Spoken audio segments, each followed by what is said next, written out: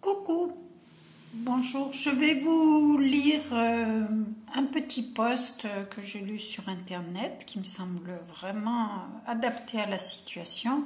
Et comme je sais que beaucoup de gens n'aiment pas lire, je transmets. Voilà. Alors, les 8 critères de torture psychologique selon la charte de Biderman. En 1, isolement. Priver la victime de tout soutien social qui lui donnerait la capacité de résister. L'union fait la force.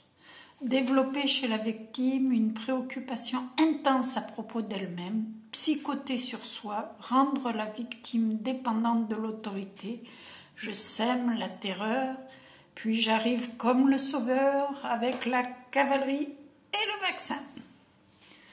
Deuxièmement, monopoliser la perception, contrôler la conscience, l'esprit, l'occuper à 100%, ce qui revient à nous poser des œillères afin que notre conscience, notre attention ne soit surtout pas alertée par autre chose.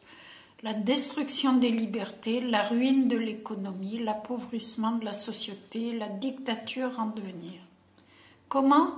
En privant l'esprit de la personne d'autres sources d'information que celles servant le pouvoir afin d'exercer son esprit critique, en réprimant toute tentative d'agir ou tout ce qui pourrait être identifié comme n'étant pas de la soumission, en maintenant focaliser l'attention sur un sujet pendant que des pans entiers de nos libertés sont démantelés.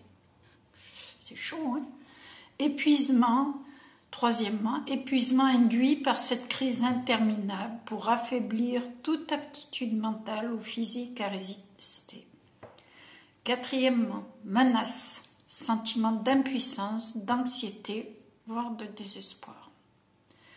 Cinquièmement, indulgence occasionnelle, de temps en temps lâcher la bride, desserrer le collier du chien pour qu'il puisse respirer un peu, puis mieux le serrer après. L'objectif est d'obéir, de soumettre. Sympa.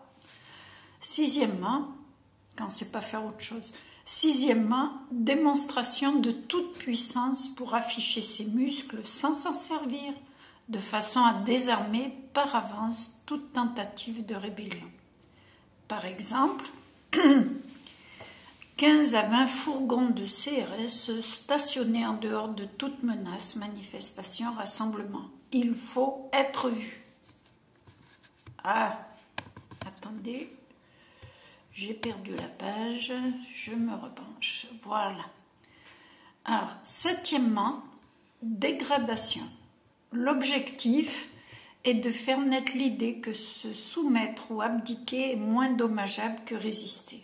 Demande stupide d'imposer l'acceptation de ces demandes infondées, ridicules ou sans intérêt, développe des habitudes de soumission. Quand on met un doigt dans l'engrenage, même si cela ne fait pas mal, on fait déjà partie du système, on en devient rouage. Allez refuser ce que vous avez déjà accepté auparavant et on vous le renverra dans la figure aussitôt. Alors, on vous conseille une lecture. Pour votre survie, d'abord, maintenez des liens sociaux. Lecture conseillée, Kubark, source The Manipulation of Human Behavior.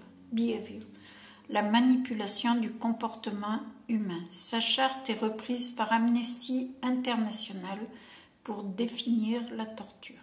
Merci à cet internaute. Franchement, je trouve que c'est sympa. Il a pris le temps d'écrire tout ça. Et ces 8 critères, je trouve qu'ils sont bien adaptés à la situation. Je ne sais pas s'il faut dire son nom, je ne sais pas s'il le souhaite, mais il se reconnaîtra. C'est dans les masques blancs à la maison carrée, c'est le nom de la vidéo, j'ai vu ça. Voilà.